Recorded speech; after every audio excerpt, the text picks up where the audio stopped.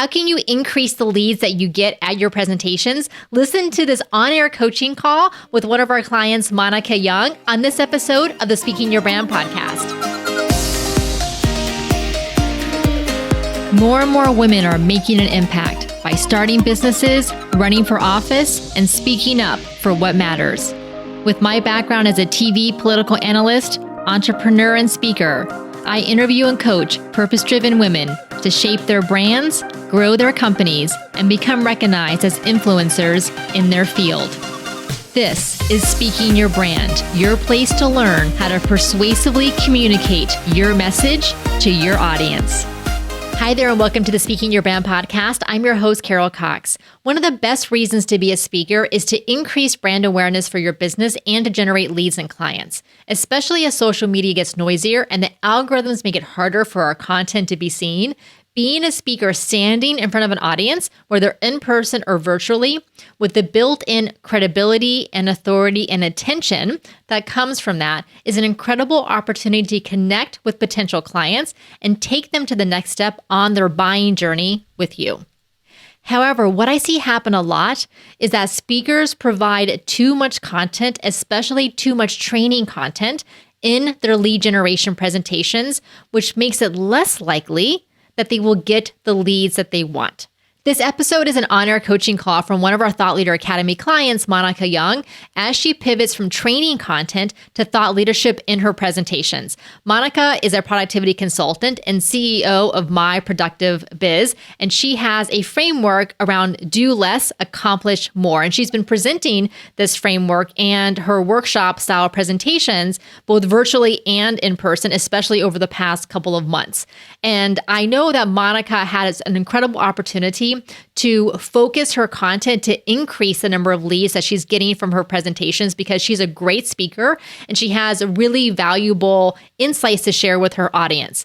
You're going to hear us talk through pinpointing her offer and her ideal client and why we start there, using our signature talk canvas framework to lay out her content in the 3 acts, the types of questions to ask her particular audience, integrating her personal story as the bridge from Act 1 to Act 2, focusing more on changing the audience's understanding of productivity rather than giving them more things to do, using the feedback form for lead generation, and Monica's experience in the Thought Leader Academy.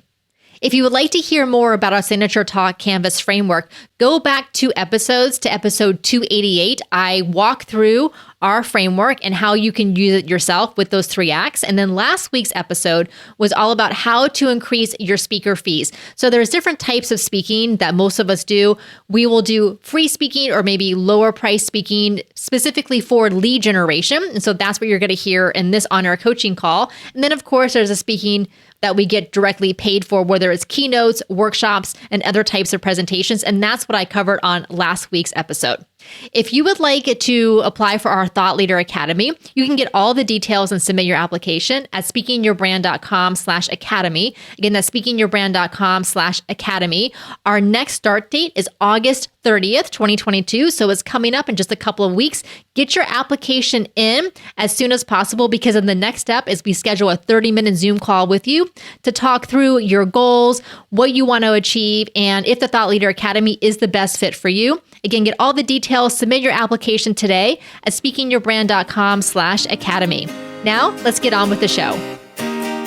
Welcome to the Speaking Your Brand podcast, Monica. Hi, thank you so much for having me. I'm excited to be here. I am too. Thank you for being willing to do an on-air coaching call. And I really want this to be useful to you and, dare I say, fun for us to have, and then obviously useful to the listener. So thank you for being willing to do this. Before we dive into what we're going to focus on today, which is how you can increase the number of leads that you're getting at your presentations, Monica, tell us about the business that you run and the types of speaking that you've been doing. Sure. So I'm a productivity consultant, which basically means I'm a business coach and I specialize in productivity and time management. And I work with small business owners and or their teams. The speaking that I have been doing for probably 30 years, the entire time that I have owned and operated different businesses has been workshops and trainings. I'm definitely one of what you call the expert trainer. And so I've always done workshops and trainings. And before I started Thought Leadership, I had scheduled quite a few engagements, but they were all designed around my workshops that were workshops and trainings. And I've really been trying to follow the principles to do less of the teaching and training and more of the thought leadership. But that's kind of where I've been up to this point. So moving forward, I'm focusing more on the thought leadership, but it's really hard to get out of the teaching and training because that's who I am. It's what I do. And Monica, I know that you took our speaker archetype quiz and you got the fabulous facilitator, which I'm sure was no surprise. Yes, I was like, yeah, that's pretty much it. Okay, but now you know that you definitely have that skill set down to a T. You've been doing it for a really long time. You're great at it. And, for you and for the listeners, there's nothing wrong with doing workshops and trainings, asterisk, if you're getting paid well to do them. And I think what I see happens a lot is that we go and present at conferences, at business groups, chambers of commerce, women's networking groups, what have you. And we're there to increase our brand awareness, awareness of our business, and to generate leads and potential clients from those presentations. Yet we are over-indexing on the workshop training aspect of it, basically for free or for very low pay, which ends up actually hurting us because we then don't get the leads and clients because we've done so much content in those free sessions. Yes. I actually did a workshop last week and the facilitator emailed me afterwards and he said, "Hey, can I get a copy of your workbook? One of the guys wants to share it with his team." I was like, no, that defeats the whole purpose. So yes, I'm giving away way too much information. And so Monica, that's what I want to focus on in our time together today. So Thought Leader, as you're working with us, you know that we present our signature talk canvas framework, and it has a 3-act structure to it. Towards the end of Act 3 is the call to action or the offer that you want to make to the audience, especially when you're doing that business building lead generation type of talk. What is the offer you want to present? Because it's just one single offer, one offer per presentation, because then we're going to back up your content to lead the audience to understand why that offer is a great fit to solve the problem that they have. So Monica, when you think about the services that you do in your business, let's talk about what that offer looks like. And then who is the buyer? Who is the client who actually makes the buying decision? Ideally, the work that I want, and we'll back up to the offer from here, but the work that I want to be doing with my clients and what I have found works the best with my clients is to have a CEO day where we spend the full day together. We do a brain dump, we download, we strategize, we come up with their plan for the year, their strategy, their automations and systems. We just knock it all out in one day. And then they spend 3 months with me for implementation. And so they've got the guidance, the support, the accountability in that 3-month period. And most of my clients don't need more than that. I love the combination of the CEO day and the 3 months of implementation to develop the habits and the new systems that they're putting into place. Perfect. So the buyer then is the CEO. Yes. Okay. So the CEO day plus the 3-month implementation. And what types of businesses, what sizes of businesses tend to be the type of CEO who would purchase this? So I typically work with service-based businesses, whether it's personal services or professional services. I love working with 5 to 25 employees. That's kind of the sweet spot. I have done trainings and workshops and worked with teams up to 250, but I really like that sweet spot of 5 to 25 because I feel like that's where the business owners are still really hands-on and they're having trouble delegating and creating systems and letting go. So it's a really good place to bring me in. And are most of these businesses that you're working with, are they still meeting or working in person? Like as we're coming, out of the pandemic, maybe they went remote for a period of time, but are they the types of businesses that would primarily be working in person? It's interesting. I think a lot of the personal services, of course, are still meeting in person. The professional services, so like legal, financial, insurance, all of that arena, they're doing a lot more either hybrid or remote work. So I've had a combination. And then, so with the CEO day, would you physically go to them, whether they're working at an office or working at a home office, or would you be doing this virtually with them?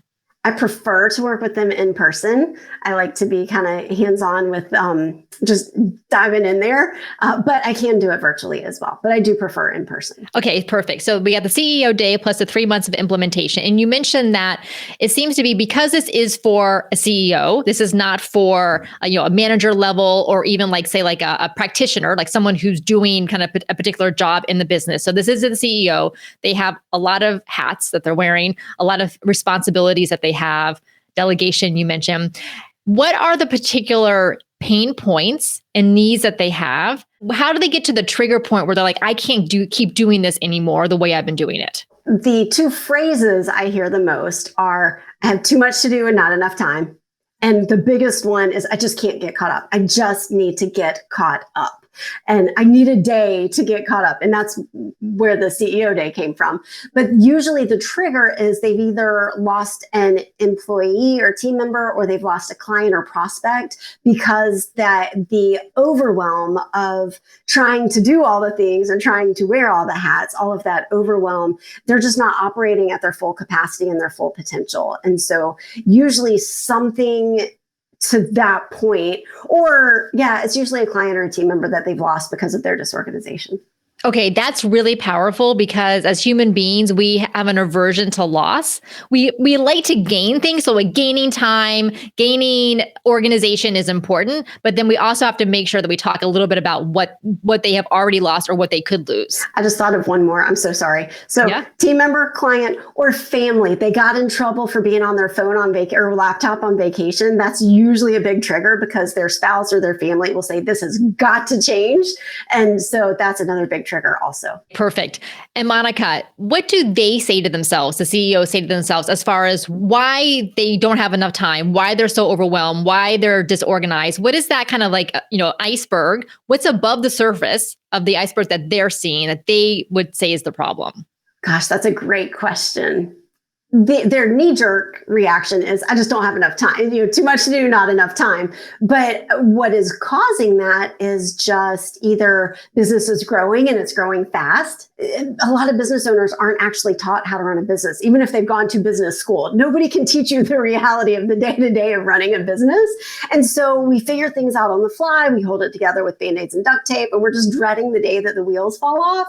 And so I think a lot of times it's that they've been holding it together with the Band-Aids and the duct tape, and they've taken it as far as they can on their own. And they've reached capacity, mental, physical, emotional time. They're just at capacity. There's too many things ringing and dinging and blinking. There's too many distractions. There's too many interruptions. And usually it's coming from a good place. Their business is growing and it's growing quickly, but it's just creating all of those distractions, and they're not equipped to deal with it because they can't seem to get caught up.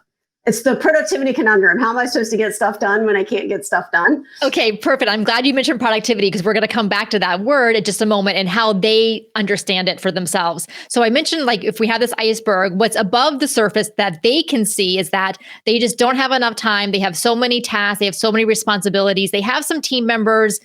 They're probably delegating, maybe not delegating as much or as well as they could. Maybe they're not focused on the right activities in their business. Like there's so many things that are going on. Underneath the surface, the bottom of the iceberg, that's where you, Monica, as the expert in this space, and then as the speaker, you're going to reveal to them, show them, like, here's actually what's going on for you. And here's how productivity has been maybe misunderstood, and here's a better way. And then this is going to be your better way. So what's underneath the surface? They're trying to do too much. They are doing a lot of shoulds because that's the way it's always been done. That's the way their competitors do it. That's the way their marketing coach taught them, or a podcast. They heard it on a podcast. I should be doing all of these things. And a lot of times they don't embrace what's really essential and necessary and important and fun for them. But ultimately, they're trying to do too many things. This leads perfectly then, Monica, to your approach to productivity, which is do less, accomplish more. And this is kind of what you're going to show them. This tension here is that we think productivity is checking more things off of our list. And also for a lot of CEOs, entrepreneurs, the reason we like entrepreneurship is We're high achieving. We tend to get a lot of stuff done. We're very good at execution. We think of a lot of ideas. So we think of all those ideas and then they get added to our to-do list, right? And then so we want to keep checking those things off and then we quote unquote feel productive. But then Monica, how would you shift our understanding of productivity? Yeah, just because you're getting stuff done doesn't mean that you're being productive. It doesn't mean that you're getting the right things done. Traditionally, people think of productivity as getting more done. It's how can I be more efficient? How can I do more things with my time? How can I be exponential in the work that I'm doing? And it's all about more, more, more. And so the shift and how I rethink productivity is really just filtering out the fluff, embracing the essentials, and how do you do less and make more impact with that? Okay, perfect. Now that we have set up, who your buyer is, the offer that you're going to present to them, we've identified their goals, the problems that they see that they have, the problems underneath the surface, which is really misunderstanding what productivity means and kind of how productivity is almost causing their dysfunction. This like cultural understanding of productivity that we all have. Like it's not their fault that they have this understanding. Is what society has taught us, but it has created these issues for them. And so Monica, you had sent me before this some outlines and some slide decks of some of the presentations you've been giving, and they are excellent trainings. They are excellent workshops, value packed, very clear, very step by step, very helpful to the people who go through them. Here's the thing about selling to CEOs and to executives, whether they're entrepreneurs or in corporate, is that they are not typically the doers, the practitioners within a business. So as speakers, if we're doing our presentations, whether for lead generation or even for keynotes, and we're giving a lot of practitioner advice, so do these 3 things, do these 6 things, what happens to that CEO sitting in the audience? They zone out, probably. Well, they zone out and they think, oh, I have more things I have to add to my to-do list now.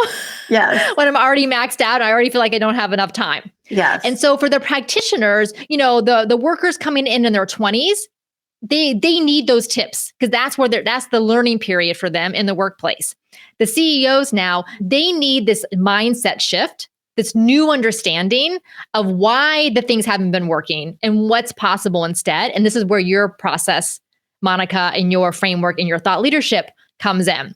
So imagine that you're at the lead generation presentation, you have CEOs sitting in the audience, and you talk to them about, you validate the problems that they're having, too much to do, don't know how to get it all done, lots of things like have to stay competitive in the marketplace, have to service our clients, have to think of new marketing strategies, have to sell, like all these things they're responsible for. So you validate what they're going through. You ask some questions about what productivity means to them, how they are productive, like what do they consider to be a productive day or productive week? Like get them to talk about it and then give them some scenarios of, well, what would it look like if you were only allowed to check off 3 things a day? And see what they would say. And now you're building a conversation that's going to shift their understanding of what productivity means. How does that sound so far? Good. I feel like I've been close. I've been like on the edge of that, but I haven't been quite there. And you just put into words perfectly the transition that I need to make. So I appreciate that. And I know that, and for you, Monica, and I've been through this too, and I know that our listeners have, is that we feel like in our presentations that we have to give like these specific steps that people can take. Otherwise, they're going to be disappointed in having shown up for that. But then I would ask back to you, Monica, if you think about some of the maybe presentations that you've been in as an audience member, what has made the most impact on you as you've been going through them? Stories. And why? Because they're relatable. I can see myself in them and kind of figure how it applies to me, I guess. So Monica, in your business right now, do you feel like you are doing the do less approach yourself? And if you are successfully doing it now, what does that look like? And if you hadn't in the past, like what led you to figure out that this is what you need to do for yourself? So I was born to be a productivity and organizing expert. That's just who I am. It's what I do naturally. No matter where I am or what I do, I'm always organizing and looking for systems and patterns and routines. So it's just something I've always done naturally. And I always thought, especially as a productivity consultant that I was pretty darn organized. But it really kicked me in the butt the last 2 years. I had a medical, I'm calling it my medical adventure.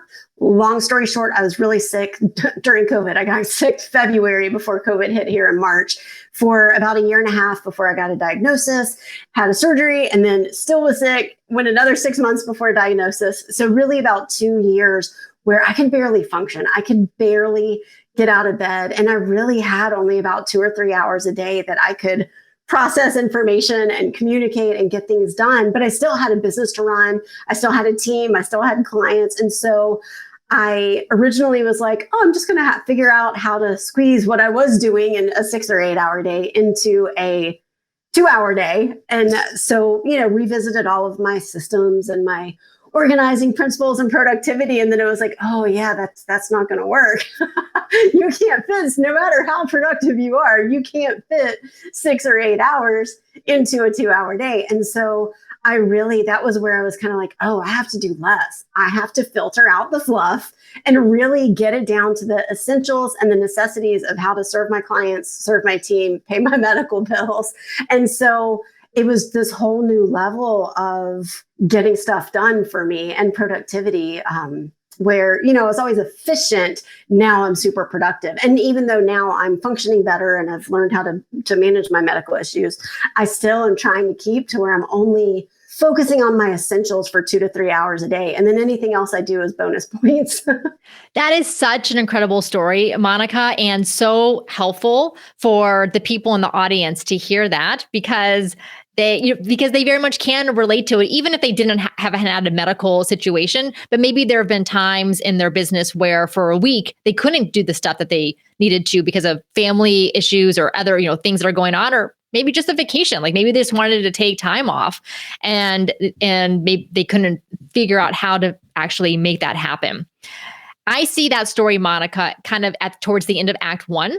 So we set up Act 1 in your talk with, validating the problems that the audience is facing, the goals that they have, and then getting them to talk about what does productivity mean to them? What does it look like? What does being productive look like to them? And then you segue into, being productive used to, for me, mean like getting all these things done, right? 6 to 8 hours a day. And then this happened. So I had to figure out how to do 2 hours instead of 6. And then you could ask the audience, if you only had 2 hours a day to work on your business, what would be the things that only you could do and that would have to get done to keep the business moving? And then that can start like having some realizations for them as far as what is it that they really need to be doing. And now you can then go into Act 2. So Act 2 is like your main content. That's where you can talk about the do less, accomplish more framework, and kind of like explain to them why this idea of doing less actually is much more productive for you and better for you, better for your business, and so on. And then instead of giving them the step-by-step of go do these things, because they don't want to do them and they don't have time to do them, they need to hire you because you need to come in and do it with them, with your expert guidance so they can do it faster. Because CEOs want results, but they want accelerated results for themselves. Yeah. And that's the whole point of the CEO day is, yes. Okay. I see where we're going. Yes. Okay. So then Act 2, you kind of present this idea of, and so it's more of, it's still your framework, but it's not going through step by step of your framework and what they should do. This is more of your kind of thought leadership of what productivity could be, right? This idea of doing less and accomplishing more. So you go through that, share some client examples. And if you can give real client names, if you want to, you can do composite clients so that they can visualize in their mind what a CEO day looks like, because they'll be much more likely to want to buy it if they can start imagining you coming into their office. So you can say, I was working with this client, she ran her own law firm and we went in and we did this, this, and this. And then for the next 3 months, like you just kind of paint the picture. And then of course, what the results were for her afterwards. So kind of pepper that into Act 2. Think about maybe 3 key points that you want to share with the audience in Act 2 related to this idea of doing less. You could talk about, these could be big picture things. You could talk about like hustle culture and, how that's contributed to our understanding of productivity. You could talk about the, as high achievers, why it's hard for us to think that doing less like validates our accomplishments because right, like that's the kind of stuff I want you to dig into with them. And then maybe the third thing is something related to, we could go back to the top, which is the 2 hours. If you only had 2 to 3 hours a day, like what are those things that you would need to focus on? So kind of do that the main content in Act 2. And then as you get into Act 3, those are the next steps for the audience. Okay, so audience, you just heard kind of this new understanding of productivity. So the next step for you is to do XYZ. So on your own, go do these things. Now, I know you're really busy, which is what we just talked about. So if you would like to accelerate this and get expert guidance so that it can get done quickly and that you don't keep putting it off so you can get those results sooner, we can do a CEO day together. Here's what it looks like. I had the feedback forms there on your table. Go ahead and fill that out, check that off at the end, and then we'll set up a time for a consultation call. That sounds good. So I did have one question as you were going through that. You said to present the L.E.S. framework and tell the stories. Would you do say what the L means and then a story about that and then the E and then a story? Or would you do the L.E.S.S. really quick overview and then share a couple of different stories? Is there a suggested way to do that? For the type of presentation that I just described for you, Monica, I would do just an overview of the L.E.S.S. acronym. Just give them what each letter stands for and kind of like a sentence or two as far as what it means, and then do a couple of client stories that encompass the whole acronym. Okay, that's what I was thinking. I just wanted to make sure I was clear on that. Another thing, you mentioned the feedback form, which I absolutely love. I've been using a version of yours that you gave us in the Thought Leadership Academy, and I love it. One of the things is, the free download. And so I previously had something called the Productive Environment Scorecard, and that's worked great, but it's kind of for one of my different talks. It's more for one of my workshops. For something like this, do you have any ideas or suggestions for what a great download or opt-in would be? Yeah, this is a good question, Monica, because I also think about your buyer, which is the CEOs, and they probably don't need one more thing. Again, one more thing to go and do, or one more thing to go and download. And in that case, you may not need to have a free offer for them. They may not be the type of buyer who necessarily wants to get on someone's email list or is going to necessarily buy from being on your email list. So you don't have to do an email opt-in. What I would rather you do, Monica, is get those feedback forms with people who want to do the consult calls with you, and even book consult calls there on the spot, on the calendar on your phone while you're talking to people who, come up to you afterwards and are interested. I'll take that. Yeah. That's much better than an opt-in. Yeah, because also these people, they're probably, we're CEOs of our businesses. We know how busy that we get. And yes, I'll sign up for people's email list and I have every intention of reading them or responding or what have you. But we know we get busy. Other CEOs get busy. And so it may not be the most effective buying channel. Now, what you could do, Monica, now, if you are doing a workshop for pay, now these buyers, these CEOs, they may do the CEO day package with you, and you could suggest to them that you could come in and do a workshop training for their employees on productivity for pay. And then you can provide a lot more of these worksheets and resources for them. That makes sense. As far as an email opt-in, I would say if you really wanted to do one, as you know, and as the listeners know, we just did launch this quiz last month, the speaker archetype quiz. I really like it. It's quick to do. It only takes a few minutes for someone to do. People love to learn about themselves, figure out, what they are. And it's a gold mine of data, because not only do you get the result that they ended up with, but you see every answer that they selected for every question. So you know which answer they chose, and then you can target them or mention things in your call or what have you. So that is something that you can consider doing. Okay. What other questions do you have, Monica? I don't know. I mean, I think we did a lot. We did do a lot. We did a lot in 27 minutes. Yes. I think we just covered my entire new signature talk. So, okay. Feeling pretty good. Okay. Well, and I encourage you to go try it out somewhere and know that it's going to feel a little uncomfortable for you, because you're going to wonder, well, where's all the meaty content? Like, where's all the steps that I'm supposed to be giving them? And I'm just encouraging you to try it. I'm a big experimenter. I'm always willing to try new things. So I have comparison, versus, version A versus version B. Try it a few times, see what happens, and then just keep adjusting it. What has been your experience so far in the Thought Leader Academy? Because you'll graduate in about another month or so as the time of this recording. What has the experience been like? I want to cry. I don't want to leave. You can't kick me out, Carol. No, it's been amazing. So first of all, just the education and the thought leadership and the challenging us to do things a little bit differently and to broaden our adventures a little bit. And then the camaraderie between the women in the group has been amazing. Everybody is willing to provide feedback and hop on a call and listen to, parts of your talk and help finesse it. And I just think, the education, the inspiration, the leadership, and the connection and collaboration, it's just been amazing. I could not have asked for anything better. And it's definitely, even though I have been teaching more of the training and workshops, it's elevated those. And even those have been exponentially better than it was before Thought Leadership. So I could go on all day and I'm going to cry if you kick me out. So. Oh, well, Monica, it's been a joy to have you. I appreciate how much you have supported the other women, and you are the queen of the memes and the gifts. Like, you have the funniest ones that you post in the Mighty Networks. So I always get a laugh about those. Yeah. I crack myself up. I'm like, I'm the funniest person I know. We might as well think that about ourselves, right? All right. So let me ask you the questions that we're asking now as we end our podcast interviews is, what is a favorite book that you would recommend?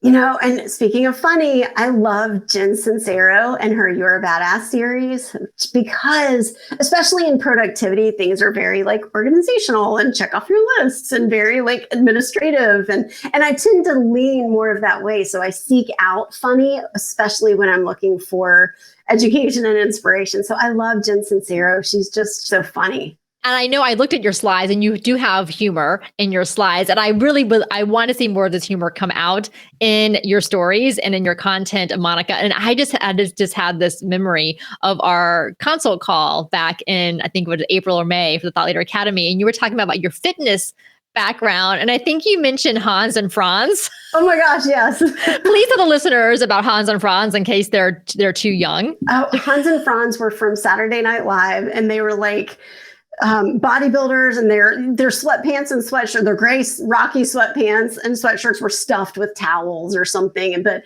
they're here to pump you up was their key phrase. And so I didn't use them when I was in fitness. It was when I started with productivity. I had organized my office and then leverage your leadership. And then it was like, I need something for productivity. And I was like, pump up your productivity. And so I did my entire sales page for productivity on like a fitness theme. It's actually on my website now. I took off the Hans and Franz, but it was, I'm here to pump you up in your productivity.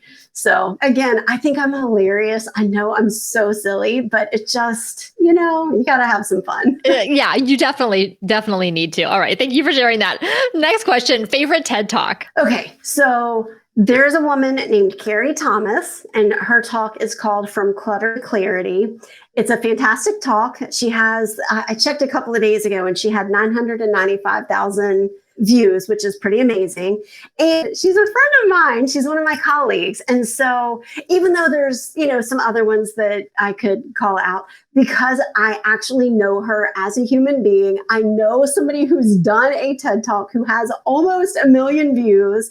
It's just so inspiring to me. And it's a great talk. I mean, she's fantastic. But I think that's my favorite, just because it helps me to see that it's a realistic goal, and it's something that I could possibly do someday. Oh, that's a great one, Monica. Thank you. And a favorite quote. Oh gosh. Okay. Sheryl Sandberg from Facebook. She said, I want every little girl who's told she's bossy to be told instead she has leadership skills. And I love that, because I was told my entire childhood that I was bossy, and I hated it. And I was trying to help people. I was trying to lead. But when you're young, you don't process that, and you're just told you're bossy. And so you feel like it's bad. And then you keep your mouth shut and you hide in a corner and you don't raise your hand, and it's awful. And so I just adore that quote because it kind of reframed my entire childhood for me. I was like, oh yeah, I wasn't bossy. I wasn't bad. I was a leader. Who knew?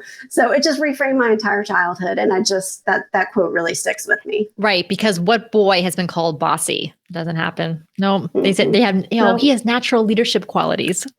Yeah, exactly. Monica, please tell listeners where they can connect with you, your website, and also, I think you mostly hang out on LinkedIn, correct? Yes. My website is myproductivebiz.com.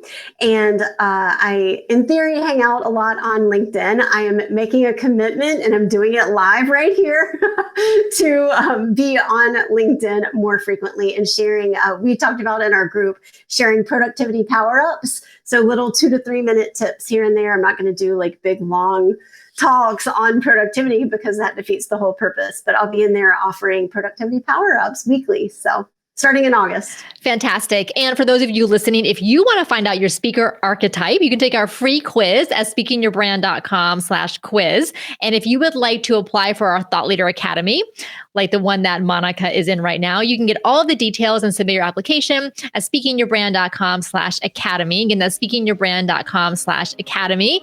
Monica, thank you so much for coming on the Speaking Your Brand podcast. Thank you so much for having me and the amazing coaching you just did. I'm ready to go rewrite my talk now. So I'm so excited.